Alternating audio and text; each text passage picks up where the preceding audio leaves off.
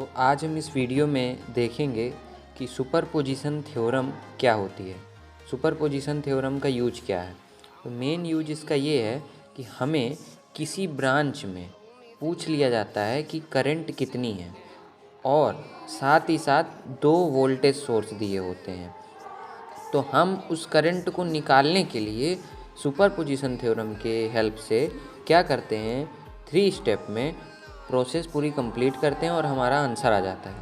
तो सबसे पहले स्टेप में हम क्या करते हैं, तो उससे पहले हम पहला स्टेप जाने। हम देखते हैं कि 2 और more sources are there in circuit and you can find current through any branch. तो 2 सोर्सेज होते हैं। यहाँ पे हमने दिखाया भी है कि 2 सोर्सेज के लिए हमें 3 स्टेप चाहिए होते हैं और अगर 3 सोर्स हों तो हमें 4 स्टेप चाहिए होते हैं।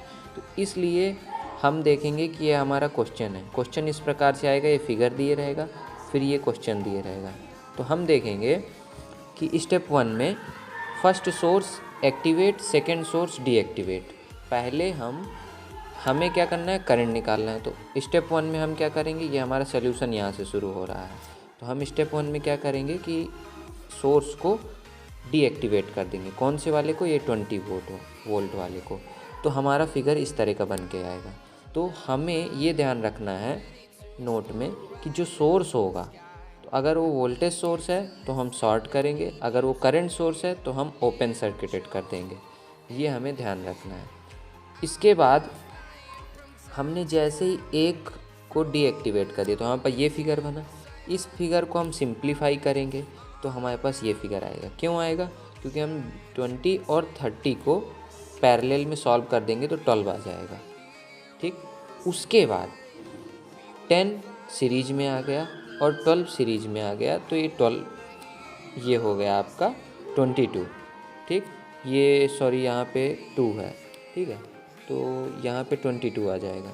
इस प्रकार से IT डैश निकल आएगा VT/RT। VT क्या है, 50 वोल्ट। 22 क्या है, ये आपका रेजिस्टेंस, ये ओम्स लॉ से आ रहा है। ठीक, तो current flowing through 50 volt voltage source, यानी जो भी करंट आपकी इस 50 वोल्ट से निकली वो कितनी है आपकी, 2.272 एम्पियर। अब हम क्या करेंगे, करंट डिवाइडर रूल निकालेंगे। तो हमें 30 ओम वाले में करंट चाहिए, अभी सिंगल वोल्टेज सोर्स लगा है तो हम क्या करेंगे कि अब इसको हमें चाहिए। ठीक, तो देखते हैं यहाँ पे करंट डिवाइडर रूल क्या है। तो करंट डिवाइडर रूल का मतलब होता है IX = IT। ये आप फार्मूला देख लीजिए, फिर मैं बताता हूँ क्या है। Resistance of opposite branch upon resistance of opposite branch plus resistance upon current branch. ठीक, तो यहाँ पर ये देखना है आपको कि करंट आपको निकालना है यहाँ पर 30 ओम में। ठीक, आपकी करंट यहाँ पे IT डैश जो भी 50 वोल्ट से निकली है वो है आपकी 2.272 एम्पियर। अब ये आगे जा कर के यहाँ पर ये डिवाइड होगी 2 भाग में। तो ये डिवाइड हो रही है तो हमें ओनली 30 ओम से मतलब है कि वो कितनी जा रही है 30 ओम में। तो इसलिए हम ये जो 2.272 है, ये इसका कितना भाग 30 ओम में जाएगा आगे, ये हम देख रहे हैं। क्यों, क्योंकि ये इधर भी जाएगा और इधर भी जाएगा। ठीक, तो हम देखेंगे ये जो I1 डैश, हम 30 ओम से जाने वाली करंट को मान लेते हैं I1 डैश। तो I1 डैश का इक्वल टू होगा IT डैश, यानी टोटल करंट जो निकल रही है 50 वोल्ट से वो इनटू अपोजिट ब्रांच का, यहाँ पे लिखा है देखिए opposite, resistance of opposite branch. तो अपोजिट ब्रांच का मतलब होता है कि जिस ब्रांच में हमें करंट चाहिए उसके अपोजिट ब्रांच में, उसके अपोजिट जिस ब्रांच में भी वो करंट जा रहा है। मान लीजिए यहाँ पे ये 50 वोल्ट से कोई करंट निकली, 30 वोल्ट में 30 ओम में जाएगी और 20 ओम रेजिस्टेंस में जाएगी। तो इन दोनों रेजिस्टेंस में जो करंट जा रही है हमें चाहिए 30 ओम में, तो जो भी 20 ओम में जाएगी तो वो हमारी ब्रांच हो जाएगी अपोजिट ब्रांच। तो 20 यहाँ रख दिया और नीचे रखना है हमें resistance of opposite branch plus resistance of same current branch जिसमें हमें चाहिए। तो हमें चाहिए 30 ओम वाले में, तो 20/20 + 30 कर दिया और मल्टीप्लाई में यहाँ पे टोटल करंट कर दिया। बस यही है करंट डिवाइडर रूल और कुछ नहीं। बस जिस भी ब्रांच में निकालना है तो पहले आपको जो टोटल आ रही है उसको रखिए, बाद में उस ब्रांच के अपोजिट ब्रांच का रेजिस्टेंस रखिए और अपॉन में दोनों रेजिस्टेंस को ऐड कर दीजिए। दोनों रेजिस्टेंस इन द सेंस जिस ब्रांच में करंट जा रही है उन रेजिस्टेंस को हमें ऐड कर देना है और यहाँ पे डिवाइड में रख देना है। अब क्या होगा कि यहाँ पे I1 डैश निकल आएगा। अच्छा, मैंने I1 डैश क्यों माना है? I1 डैश इसलिए कि वो 30 ओम में जा रही है तो इसलिए I1, और डैश का मतलब है कि हमने एक वोल्टेज सोर्स को डीएक्टिवेट कर रखा है।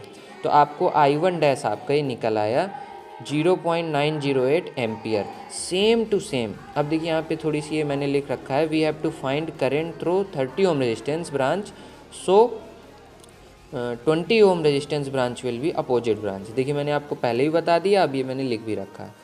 और हम सेम टू सेम स्टेप 2 में क्या करेंगे कि अब 20 वोल्ट को हम कंसिडर करेंगे और 50 वोल्ट का जो भी हमारे पास वोल्टेज सोर्स था उसको हम शॉर्ट सर्किट कर देंगे।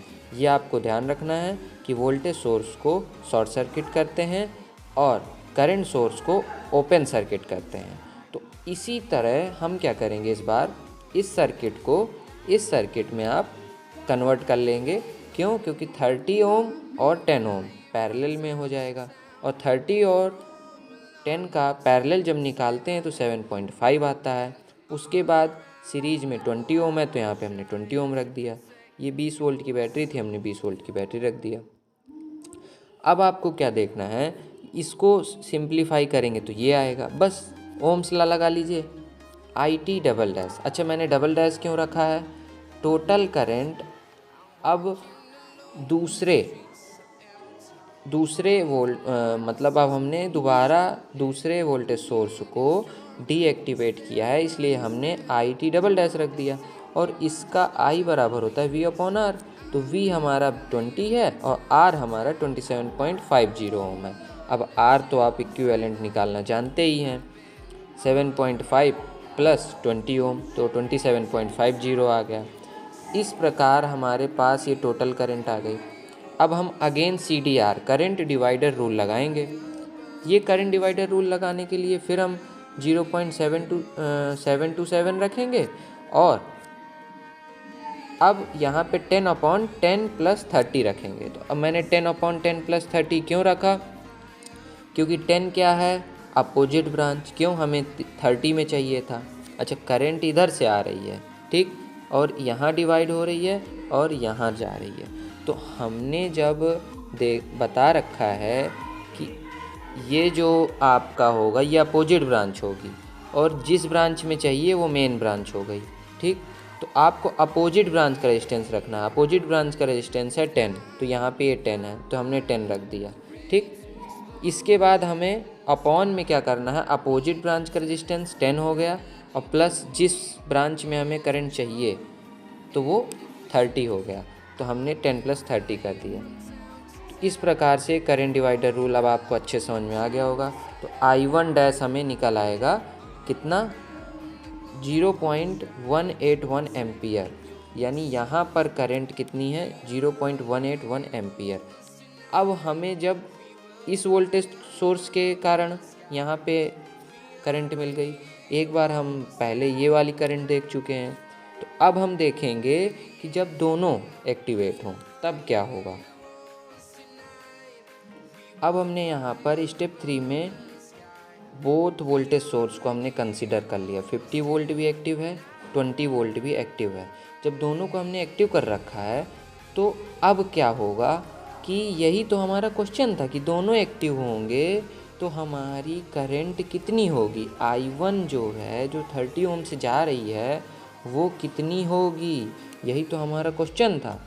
तो ये सुपरपोजिशन थ्योरम कहती है कि जो आपने I1 डैश निकाला है, पीछे I2 डैश निकाला है, ये निकाला है आपने स्टेप 1 से और ये निकाला है आपने स्टेप 2 से।